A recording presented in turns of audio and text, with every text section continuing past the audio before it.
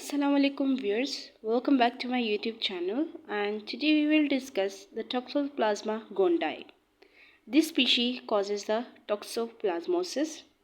As you can see in this picture that the various cats are shown. So this means that this reminds us that cat is the definitive host and humans and other mammals are the intermediate host. As you can see that this lady is pregnant, so this reminds us that the pregnant women are at increased risk due to the transplacental transfer. Other modes of transmission is remembered by this table. इसके अंदर हमारे पास meet show किया गया है, feces and the eggshell.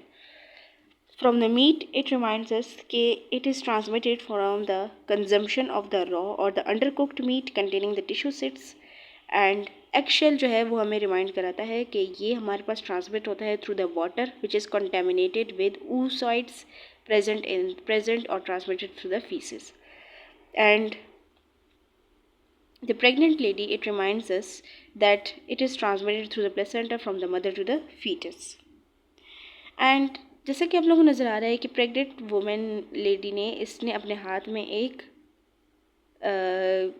Faeces के साथ ही एक इस तरह से चम्मच सा पकड़ा हुआ है. सो दिस रिमाइंड्स अस कि ये एक प्रिवेंशन है कि प्रेग्नेंट वुमेन जो है they should not change the kitty litter box and as it is the cause of transmission. Now you can see this cat. This is the immunocompromised cat with the immunocompromised cane standing and some glasses he is wearing. So this shows that the HIV persons are at increased risk, and the toxoplasma, they will cause the ring enhancing lesions in the MRI. And the red cat, it reminds us that it causes the toxoplasma encephalitis, and the needle passing through it reminds us that the biopsy needle should be done to differentiate from the CNS lymphoma. And this meat with the whitish dots, it reminds us that the cysts are present in the undercooked meat. Now this cat, you can see this is holding a torch in his hands. So this reminds us that this is one of the torch infection that can cross the transplacental barrier. This cat which is drinking the milk, and it has white lesions on its head, which reminds us that this disease also causes the intracranial calcification and the brain calcification.